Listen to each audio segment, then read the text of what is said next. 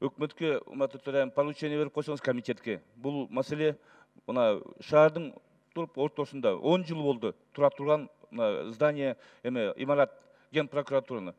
Bunun bir dayını var mı? Emne degen kança жылдан beri, 10 жылдан beri бұл ешкім кожойын жоқ bu. Ошону bir комитеттен карап туруп, ошону bir жолун табышыбыз керек биз. Эмне кылабыз аны? Это как памятник вот бесхозяйственности нашей. Еще такой же элемент. Это вот гостиница Сыкуль. Мына басып өтсөңүз, машинамен өтсөңүз, мында деген чоң клуб турат. Канча жылдан бери уже. Эмне керек жок бул ешкимге. Аны биз пайдаланыш керек да. Мен 2 жол айткам, ушунун аркасында 3 гектар жер бар. Ошол жерге чоң өкмөттү жака көчүрүп туруп, чоң имарат салса болот, жакшылап туруп. Этада шаардын ичинде пробка да болбойт.